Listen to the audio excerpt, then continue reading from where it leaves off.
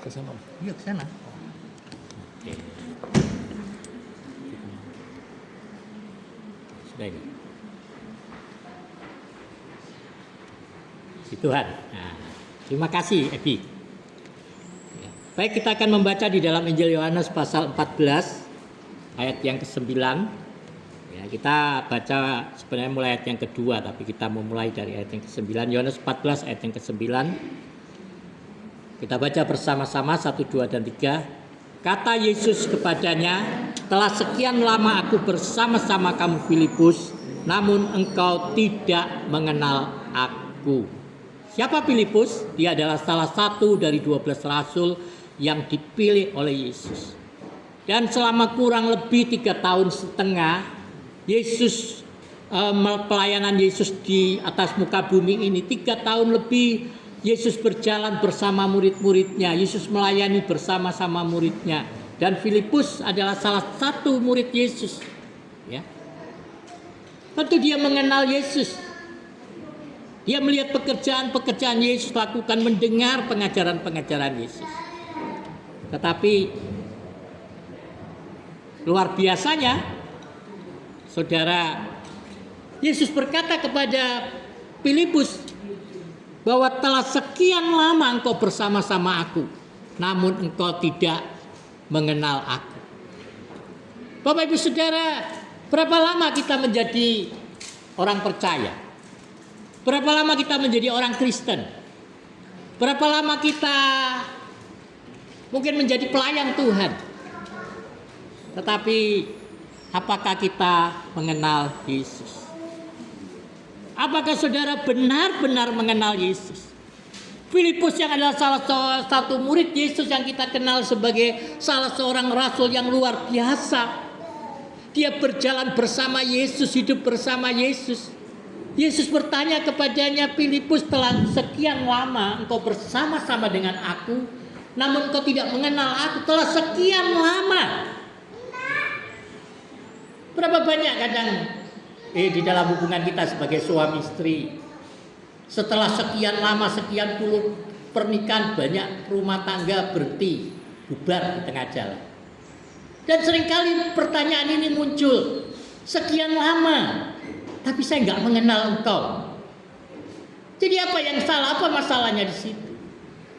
Bapak Ibu Saudara, seringkali kita mendasarkan hubungan kita bukan karena cinta, bukan karena kasih. Seringkali kita mendasarkan hubungan kita, baik hubungan kita terhadap sesama ataupun juga terhadap Tuhan, berdasarkan asas manfaat. Cinta yang berdasarkan manfaat. Manfaat apa yang diberikan oleh pasangan hidup kita? Manfaat apa yang bisa diberikan oleh kekasih kita? Manfaat apa yang diberikan oleh Tuhan kepada kita? Apakah kita berpikir demikian? Siapa di antara kita yang berpikir demikian? Kita mungkin katakan, enggak seperti itu, saya benar-benar mengasihi Tuhan. Tapi kalau kita berani jujur koreksi pada diri kita masing-masing, kita akan banyak melihat bahwa kita benar mendasarkan hubungan kita pada manfaat apa yang Tuhan berikan kepada kita. Banyak orang percaya, bahkan banyak hamba Tuhan tidak mengenal Yesus dengan benar.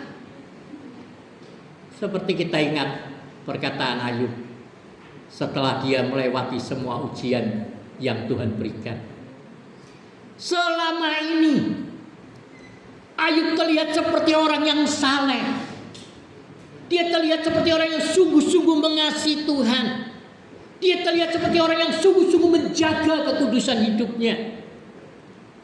Tapi ketika melewati sebuah ujian besar dalam hidupnya, ketika Tuhan membawanya kepada penderitaan, kepada kesakitan, kepada kesulitan, baru disitulah kita melihat bahwa Ayub mengakui, baru itulah benar-benar dia mengenal Tuhan.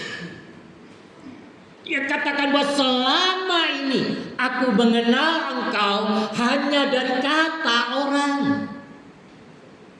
Tapi sekarang aku mengenalmu secara pribadi. saudara, apakah kita mengenal Yesus secara pribadi?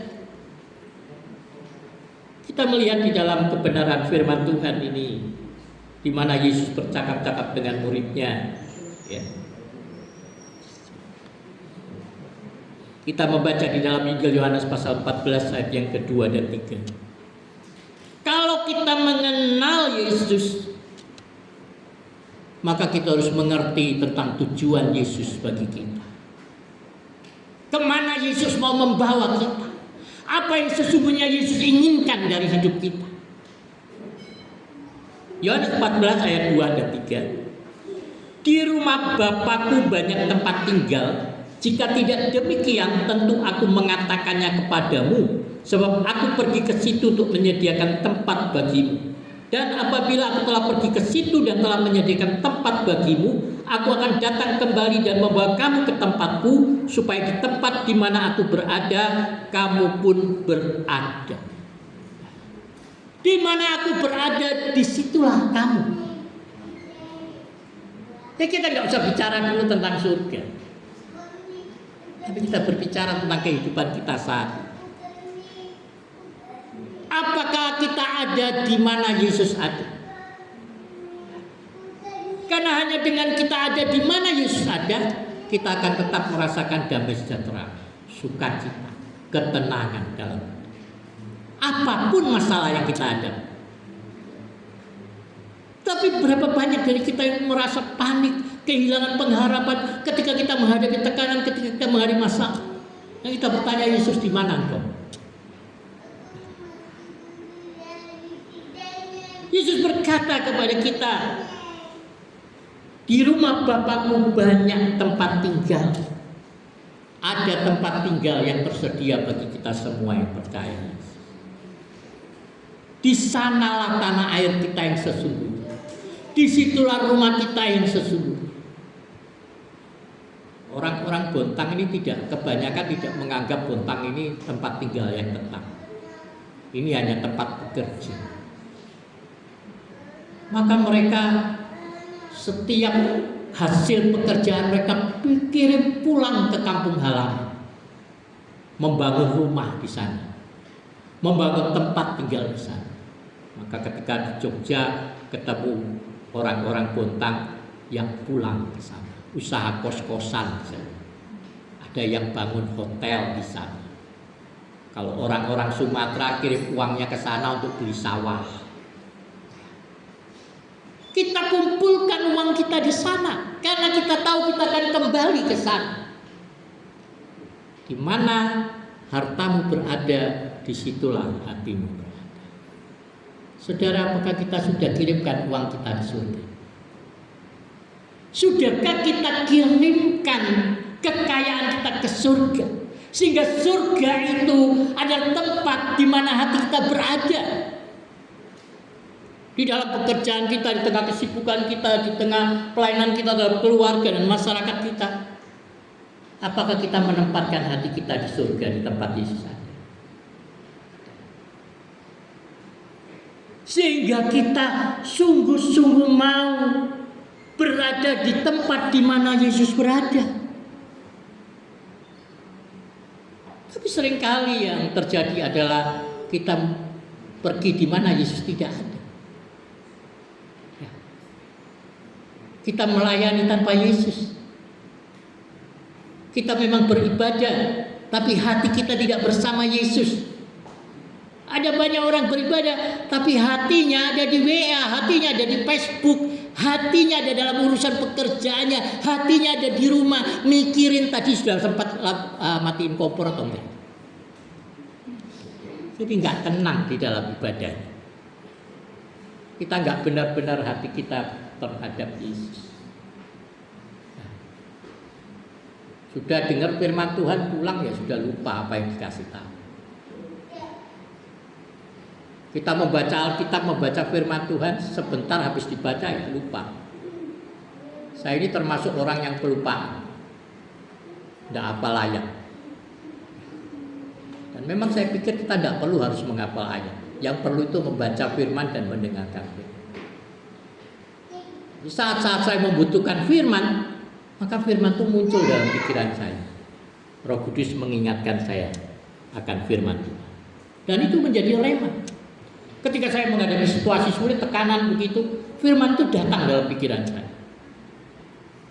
Harus tahu apa yang Tuhan inginkan untuk saya boleh kerjakan.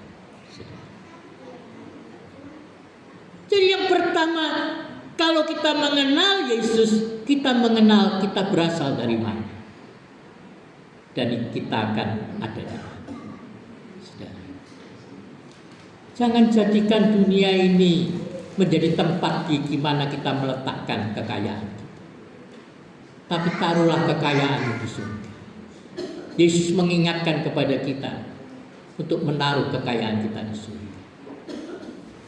Itu menaruh kekayaan bukan hanya dengan menjadi saksi Tuhan, memberitakan Injil, pendeta membawa jiwa-jiwa kepada Tuhan.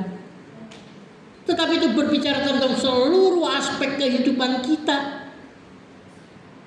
Seluruh keberadaan hidup kita. Kita gunakan seluruh keberadaan hidup untuk mempermuliakan Tuhan.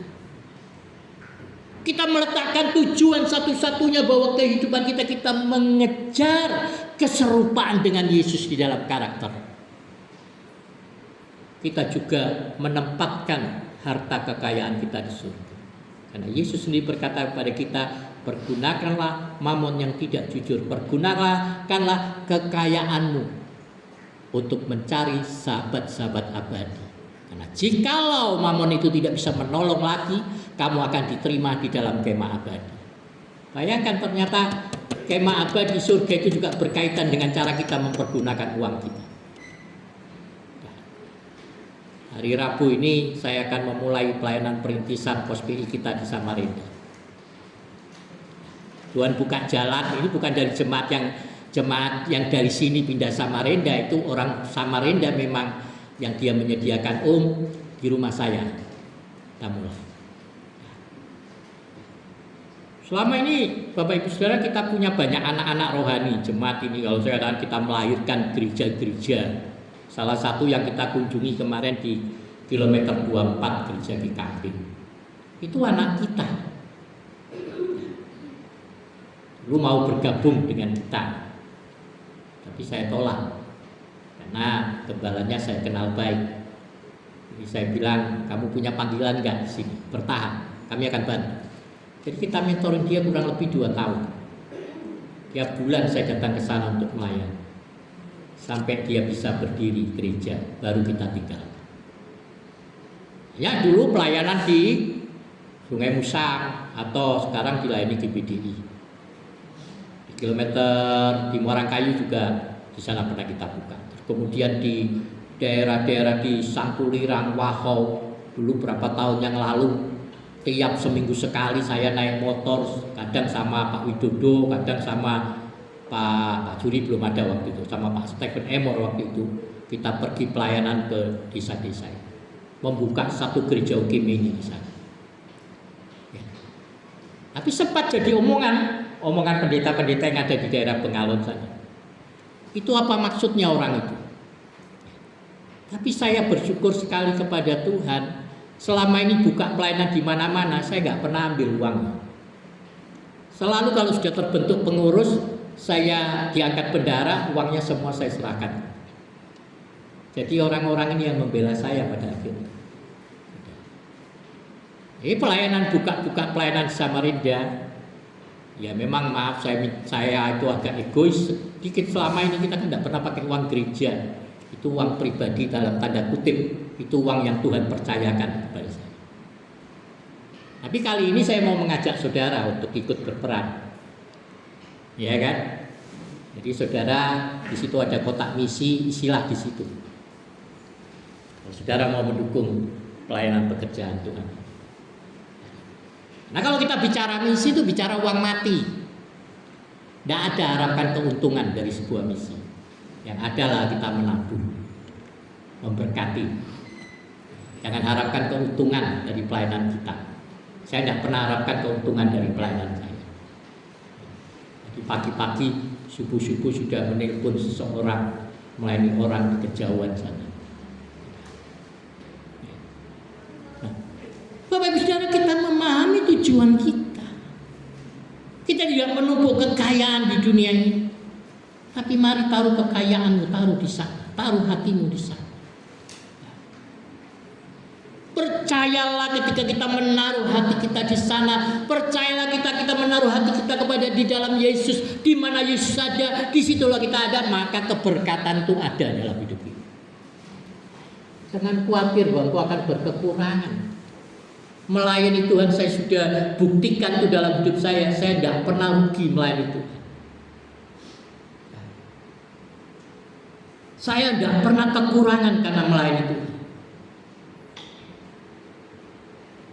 Ketika kita ada di mana Yesus berada, artinya kita meletakkan kehendak kita di bawah kehendak Yesus, meletakkan kepentingan kita di bawah kepentingan Yesus, meletakkan tujuan hidup kita di bawah tujuan Yesus. Kita percayalah, di mana Yesus ada, di situ ada sukacita. Di mana Yesus ada, di situ ada ketenangan. Di mana Yesus ada, di situ ada berkat-berkat Tuhan. Ya. Nggak usah cari jauh-jauh. Yang kedua, kita baca di dalam Yohanes 14 ayat yang ke-6. Yohanes 14 ayat ke-6, kata Yesus kepadanya, Akulah jalan dan kebenaran dan hidup. Tidak ada seorang pun yang datang kepada Bapa kalau tidak melalui Aku. Kita diselamatkan ini bukan oleh karena jasa kita, perbuatan baik kita, pelayanan kita. Kita diselamatkan semata-mata oleh karena kasih karunia Yesus dalam hidup kita. Tapi apakah kita mengenal Yesus sebagai satu-satunya jalan, sebagai satu-satunya kebenaran, sebagai satu-satunya kehidupan dalam hidup kita? Apakah kita masih mau berusaha untuk terus dibenarkan oleh karena kita berbuat benar? Apakah kita percaya bahwa kita diselamatkan oleh karena jasa kita, oleh karena perbuatan baik kita? Kebanyakan orang percaya justru merasa bahwa diselamatkan itu layak dia memperoleh keselamatan karena hal-hal yang baik yang dia sudah kerjakan buat Tuhan. Maka karena kita berpikir kita mengerjakan hal yang baik, kita layak mendapatkan keselamatan. Dalam arti kita juga layak mendapatkan berkat-berkatnya dari apa yang sudah kita lakukan kepada Tuhan. Inilah cinta berdasarkan manfaat. Saya akan mencintaimu kalau engkau lebih dahulu memberkati saya. Saya akan melakukannya yang terbaik bagimu. Tapi engkau harus memberkati saya oleh karena hal itu. Maka ketika kita melakukan hal ini kepada Tuhan, sesungguhnya kita tidak pernah mengenal Tuhan. Tuhan Yesus mengasihimu dengan kasih yang kekal. Itu ya dan amin. Tuhan Yesus mau memberkatimu lebih dari siapa. Tapi jangan berpikir bahwa Tuhan memberkatimu oleh karena sesuatu yang kau lakukan. Maka kita pun juga berhitung kepada Tuhan. Tuhan, saya sudah memberkatimu. Saya sudah melakukan firman-Mu, maka kerjakan ini buat saya. Saya kalau katakan ada hal yang kita nggak bisa rubah dalam hidup kita. Di mana kita yang harus menyesuaikan diri kita dengan Tuhan. Seperti penyelesaian terhadap masalah-masalah yang terjadi dalam hidup. Kadang Tuhan izinkan kita mengalami kesulitan, penderitaan, persekusi, hinaan, bulian, tekanan. Kalau kita mendasarkan hubungan kita kepada Tuhan dengan berdasarkan manfaat, kita akan bersungut-sungut pada Tuhan. Tuhan, mana janji? Saya sudah melakukan yang terbaik buat Tuhan. Saya sudah melayani Tuhan. Saya sudah lakukan ini dan itu. Tapi kenapa masalah yang terjadi dalam hidup saya? Kalau kita berpendapat begini, kita sebenarnya sedang melayani Tuhan berdasarkan manfaat yang Tuhan berikan. Atau seperti yang sering saya katakan, ada orang berdoa, berkatilah yang memberi dan juga tidak memberi. Itu hukumnya dari mana? Tidak memberi minta diberkati kan? Atau berkati sudah memberi, berkati 30, 60, 100 kali kan? Ini orang berdasarkan manfaat. Tapi kalau kita mengenal Tuhan dengan sesungguhnya, kita akan sadar, kita akan tahu bahwa Tuhan kadang izinkan masalah terjadi. Tekanan terjadi. Tuhan izinkan orang Israel berputar-putar 40 tahun di padang gurun. Padahal perjalanan itu seharusnya ditempuh 40 hari saja. Ada banyak dari mereka yang mati di padang gurun di dalam keluhan dan sungukan. Tapi Kaleb dan Yosua bertahan. Karena di dalam 40 tahun ketika hampir semua, nyaris semua orang Israel melihat itu sebagai penderitaan, kesulitan dan tantangan, mereka melihat itu sebagai cara Tuhan menunjukkan kebaikan. Cara Tuhan untuk menunjukkan kedahsyatan. Cara Tuhan untuk menunjukkan bahwa Dia berkuasa dalam hidup. Ketika kita menghadapi tekanan, persekusi, masalah-masalah kehidupan, kesulitan, kalau kita mengenal Tuhan, kita akan terus mempercayai firman Tuhan. Kita akan terus mengerjakan kehendak Tuhan dalam hidup kita. Kita akan berani untuk memberikan pengampunan. Kita akan berani untuk terus memberkati.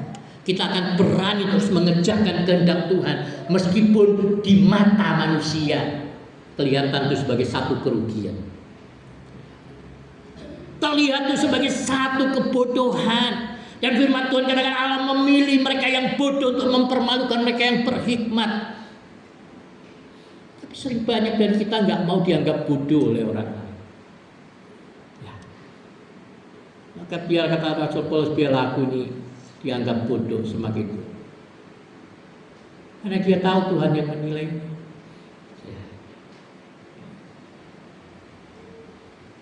Filipus tidak mengenal Tuhan. Ya, di dalam Injil Yohanes pasal 14 ayat yang ke-8, Filipus berkata, Tuhan tunjukkanlah Bapa itu pada kami, itu sudah cukup bagi kami. Padahal di dalam ayat sebelumnya Yesus katakan, sekiranya kamu mengenal aku, pasti kamu juga mengenal Bapakku. Sekarang ini kamu mengenal Dia dan kamu telah melihat Dia. Filipus tidak tahu siapa yang dimaksud oleh Yesus. Maka dia berkata kepada Yesus, tunjukkanlah Bapa itu kepada kami. Tunjukkan Bapa itu kepada kami.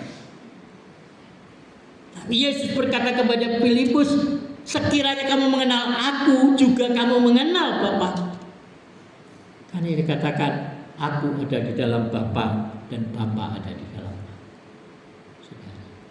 Bagaimana kita mengenal Tuhan? Bagaimana kita mengenal Bapa kita? Nah, lihat di dalam Yohanes 14 ayat yang ke-10. Yohanes 14 ayat ke-10 ya, dan ayat 11. Tidak percayakah engkau bahwa aku di dalam Bapa dan Bapa di dalam aku? Apa yang aku katakan kepadamu tidak aku katakan dari diriku sendiri, tetapi Bapa yang diam di dalam aku, Dialah yang melakukan pekerjaannya.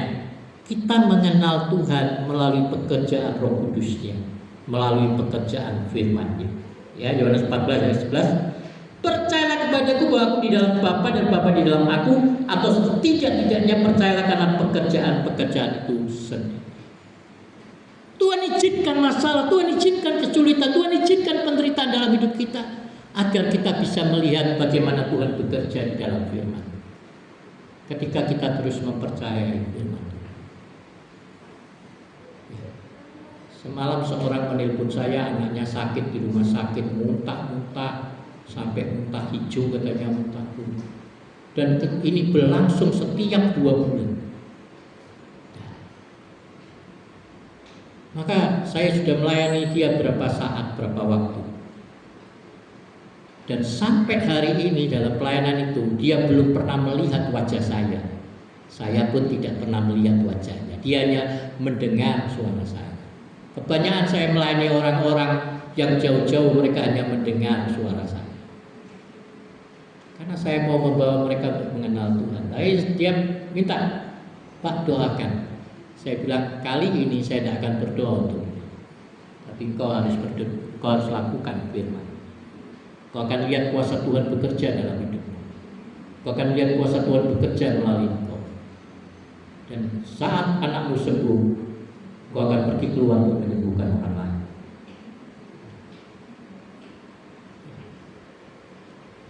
Haleluya. Kenalilah Tuhan dalam pekerjaan. Tapi engkau tidak akan pernah mengalami, engkau tidak akan pernah mengenal Tuhan Jika engkau tidak mau untuk dibawa ke dalam padang gurun, kalau engkau tidak mau dibawa dalam kesulitan hidup, kalau engkau tidak mau dibawa dalam penderitaan, karena justru seringkali di dalam penderitaan kita bisa mengenali Tuhan. Paulus berkata, di dalam kelemahanlah aku kuat, karena Roh-Mu yang bekerja di dalam aku. Maka aku lebih senang di dalam kelemahan itu. Dia senang di dalam penderitaan itu. Saya ingat ketika dulu awal-awal saya melayani pekerjaan Tuhan. Waktu itu masih bujangan. Saya suka merintis jemaat. Merintis jemaat, memberitakan Injil di kampung-kampung, di desa-desa, di pedalaman Kalimantan.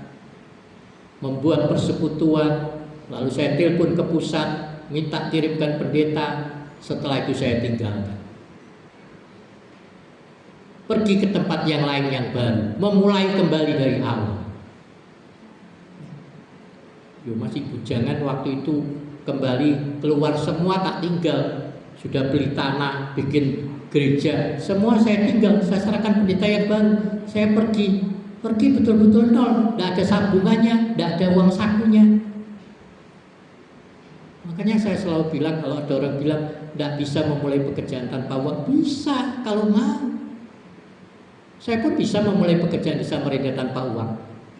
Itu dengan catatan, kalau saya mau jalan kaki di Samarinda, kan tidak usah pakai uang. Ya, pertanyaannya bukan bisa, tapi mau kan itu. Ya.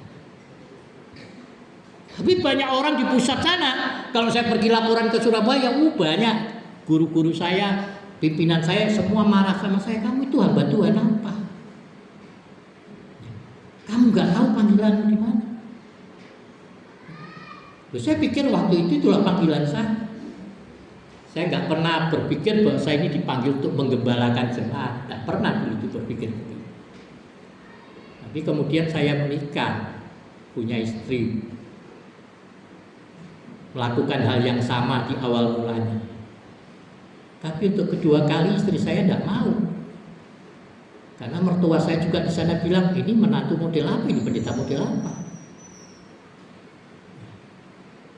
Kemudian saya disitulah sudah. Itu merupakan padang gurun juga saat itu buat saya.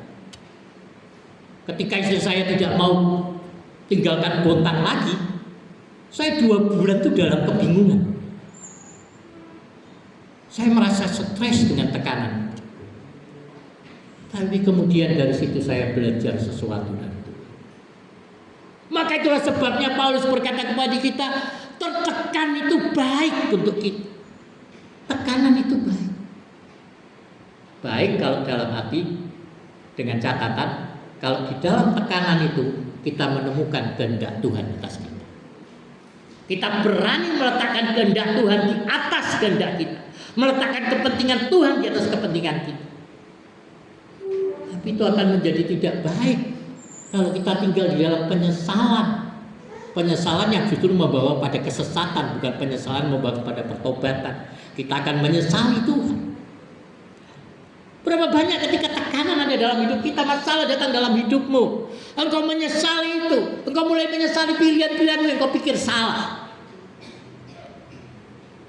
Tapi ketika kita meletakkan kepentingan kita, kepentingan Tuhan di atas kepentingan kita, kita akan berpikir, Tuhan, apa yang kau kehendaki saya kerjakan? Tuhan, apa kehendak-Mu bagi saya di dalam masalah ini? Tuhan, apa yang kau akan tunjukkan bagi saya? Dan itulah jalan kesembuhan, sudah. Ketika saya sakit dan dokter vonis saya akan mati oleh karena penyakit, saya datang kepada Tuhan pada akhirnya setelah melewati pergumulan beberapa waktu. Saya datang untuk meletakkan kehendak saya di bawah kehendak Tuhan. Maka saya bertanya kepada Tuhan, Tuhan, apa yang kau mau kerjakan dengan hidup saya? Apakah kau sudah selesai dengan saya? Kalau sudah selesai, bawa saya pulang. Tapi kalau Tuhan belum selesai, tujuan Tuhan belum digenapi dalam hidup saya, Tuhan, koreksi saya. Apa yang Tuhan mau saya kerjakan. Dan itu memberikan saya kesembuhan, saudara. Itu memberikan saya pemulihan. Jadi saat ini engkau yang masih berputar-putar di padang gurun, apakah engkau terus mau tinggal dalam penyesalan seperti orang Israel? Mereka bersungut-sungut. Oh, lebih baik ingat di tanah Mesir ada bawang, ada madu, ada susu. Kita di padang gurun berputar-putar. Pada awalnya mereka bersorak-sorai kegirangan waktu keluar dari Mesir. Tapi ketika diperhadapkan dengan tekanan, ketika diperhadapkan dengan masalah, ketika diperhadapkan dengan persekusi, mereka mulai bersungut-sungut, mulai marah, mulai menyesal mengiring Tuhan. Banyak di kita yang menyesal, ternyata itu Tuhan kok kayak begini.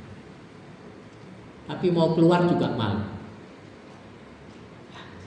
Akhirnya kita hanya berdasarkan pelayanan kita karena manfaat yang Tuhan beri. Kita tetap datang melayani, kita tetap datang beribadah, tetapi kita kehilangan kekuatan ibadah itu. Ibadah hanya sekedar jadi rutinitas.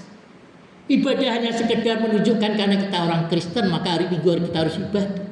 Tapi kita kehilangan esensi dari ibadah. Kita kehilangan hakikat dari ibadah itu sendiri. Seperti kita tidak pernah lagi merasakan ada sukacita dan rasa.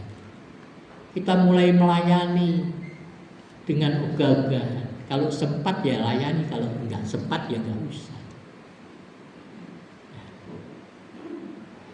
Maka di mana kekayaanmu berada, disitulah hatimu. Kita bisa menilai itu. Kita menilai hati kita masing-masing. Sudah tidak usah menilai hati orang lain. Tapi nilailah, lihatlah hati. Di mana sebenarnya kekayaan berada pada saat ini. Apakah kau mengenal Yesus dengan benar? Apakah kau mengenal Yesus secara pribadi? Tapi kalau kau belum mengenalnya secara pribadi, maka biarlah hari ini kau mengenal Tuhan secara pribadi.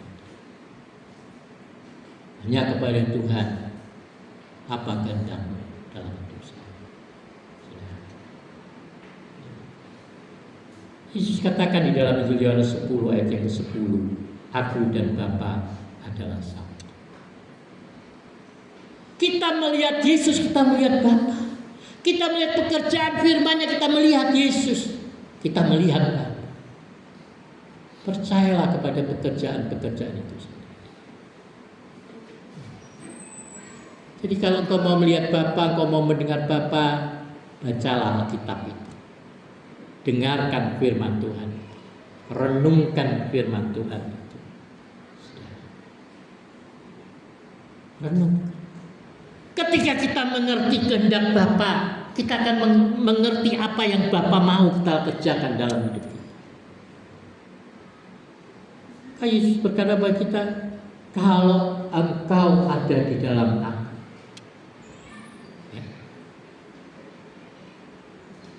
kalau engkau ada di dalam aku dan firman-Ku ada di dalam kamu, mintalah apa saja yang kau hendaki dan kau akan menerima.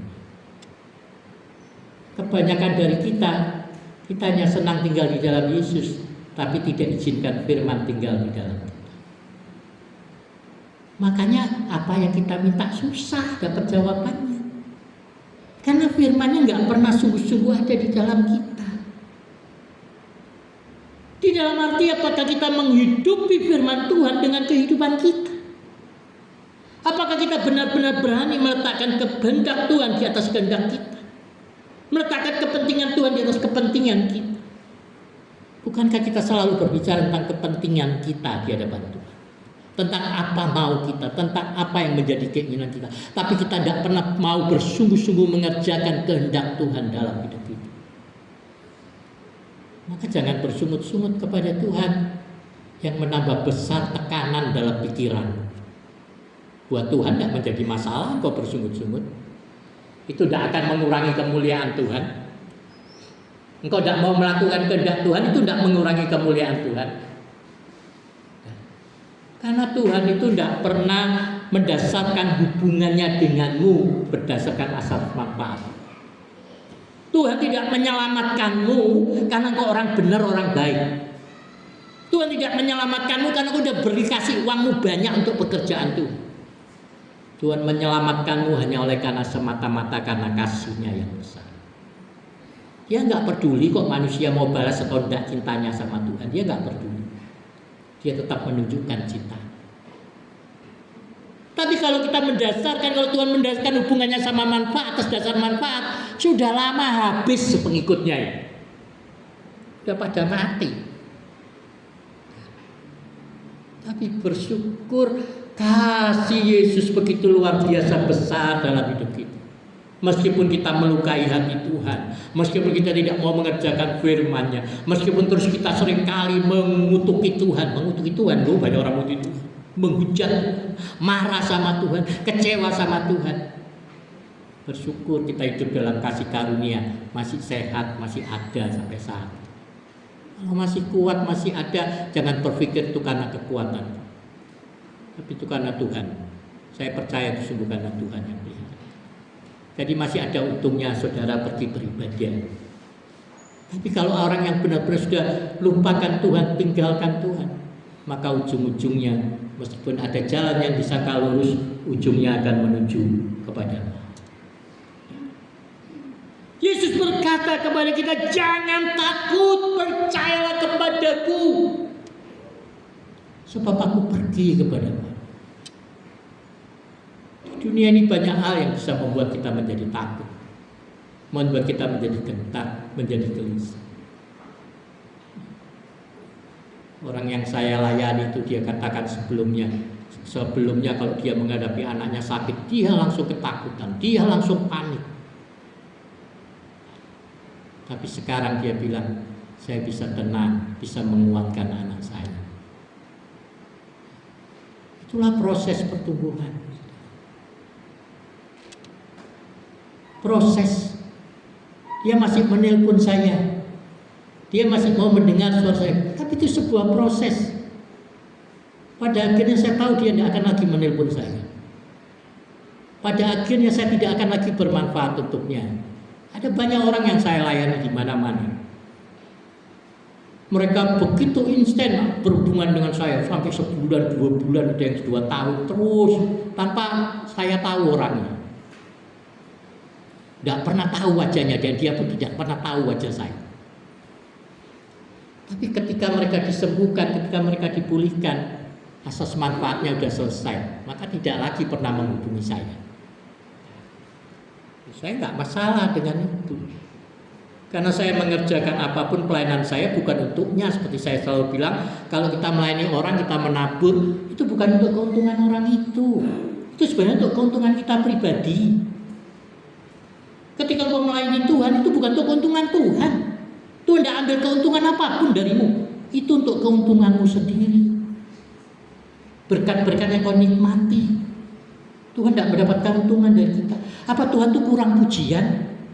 Kurang penyembahan? Dia punya loh jutaan malaikat yang begitu tulus kudus melayani Tuhan berabad-abad, sudah teruji.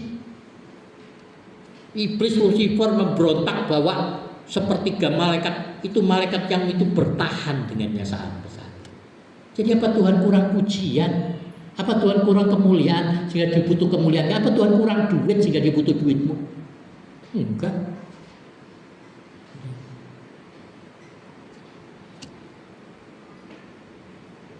Tuhan yang bisa memberkati kita, Tuhan yang memberkati saya selama ini. Itu apapun yang saya kerjakan itu buat keuntungan saya pribadi. Jadi saya tidak perlu harapkan pujian dari orang, rasa terima kasih, orang mau kembalikan, saya nggak peduli. Karena hanya dari Tuhanlah upah saya terpelihara dalam Tuhan. Tapi saya boleh melihat di dalam hidup saya selama ini betapa ini mendatangkan sukacita besar. Saya selalu bilang kan, saya ini pendeta paling miskin. Hitung-hitung gak punya apa-apa, tapi saya merasa lebih kaya dari semua orang Tuhan se-Indonesia.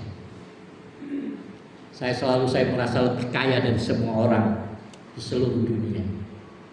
Oleh karena saya memiliki Yesus. Kalau kita mendasarkan hubungan kita semata-mata berdasarkan pengenalan kita akan Yesus, kasih Yesus dalam hidup kita, kita tidak perlu apapun yang lain. Karena kita percaya Tuhan yang memelihara, Tuhan yang memberkati. Saat engkau menghutangi orang-orang tidak kembalikan hutangmu, udah ditagih-tagih nggak kembalikan, stres kita mikirin uang kok hilang-hilang, tidak balik.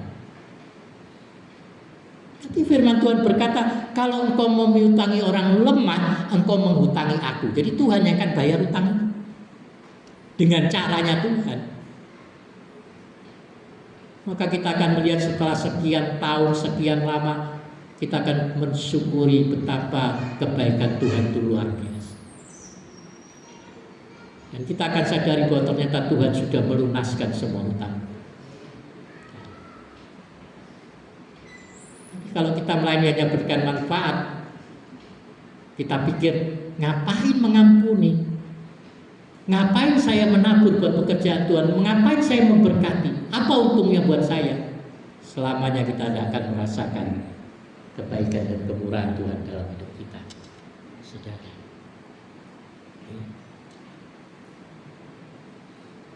Kalau kita mempercayai Yesus, kita akan melihat kemuliaan Tuhan turun atas hidup kita.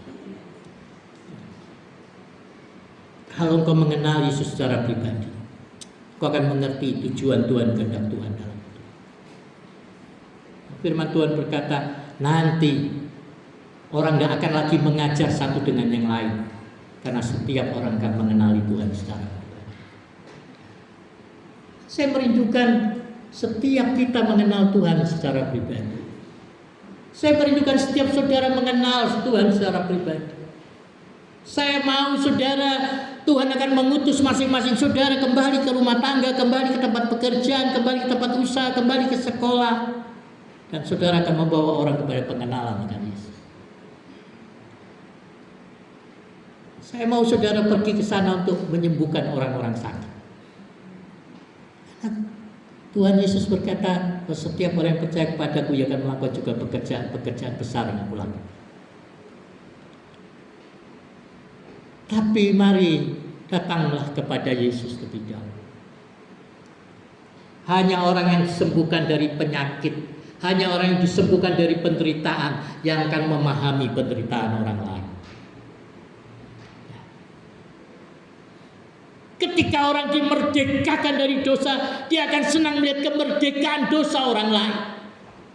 Tapi kalau dia sendiri belum dimerdekakan dari dosa, dia akan marah ketika orang lain mendapatkan kemerdekaan. Kita akan cemburu pada orang lain ketika orang diberkati. Kita akan marah ketika kita merasa orang yang kita nggak sukai justru lebih diberkati daripada kita. Itu sebenarnya tanda bahwa kita belum dimerdekakan. Kalau kita mengenal Yesus secara pribadi, kita akan datang beribadah karena kita datang untuk menaikkan rasa syukur kita oleh karena berkat-berkat Tuhan dalam hidup kita itu nyata. Pertolongan Tuhan itu nyata. Gimana dengan hal yang tidak bisa kita ubah dalam hidup ini? Saat Tuhan memperhadapkan dengan hal yang tidak kita bisa ubah, Tuhan mau kita meletakkan kepentingan kita di bawah kepentingan Tuhan. Mengerjakan apa yang menjadi kehendak Tuhan di dalam kehidupan kita. Maka setiap kita yang percaya kepada Yesus, saya percaya saudara engkau pasti akan melihat kemuliaan Tuhan. Biarlah sungguh kita boleh meletakkan hati kita di tempat di mana Yesus ada. Supaya gak sia-sia ibadah kita, supaya kita gak sia-sia menjadi orang percaya, menjadi orang Kristen. Jangan hanya sekedar mau jadi orang Kristen, orang bangga kalau terdaftar di gereja A, di gereja B, bangga. Tapi biarlah kebanggaan kita hanya karena kita tahu Yesus mengenal kita. Yang selalu saya katakan, hal yang selalu saya rindukan dalam hidup saya hanya satu hal. Perkataan yang ingin saya dengar di dalam kehidupan hanya satu kalimat. Saat Yesus berkata apa? Berbahagialah hai hambaku yang baik dan setia. Mari masuk turut serta dalam kebahagiaan. Berbahagialah hamba-hamba yang didapati tetap setia melakukan tugasnya saat tuannya itu datang.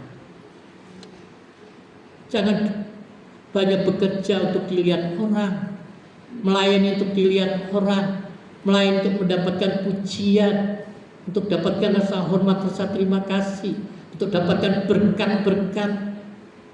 Tetapi kita melayani oleh karena kita tahu posisi kita, kita tahu hati kita, kita sungguh-sungguh mengasihi Yesus. Kita tahu apapun yang kita kerjakan sebenarnya itu pada akhirnya mendatangkan kepujian untuk kita sendiri. Tapi kepujian terbesar adalah dari Yesus sendiri, bukan dari manusia. Tapi itu masing-masing kembali pada pilihan saudara. Saya hanya mengajar, mengarahkan, membimbing. Tapi hasilnya masing-masing terserah keputusan kita dalam mengerjakan apa yang menjadi kehendak. Nah, marilah ingatlah perkataan ini. Percayalah kepada Bapa, percayalah juga kepada Tuhan Yesus memberkati kita semua.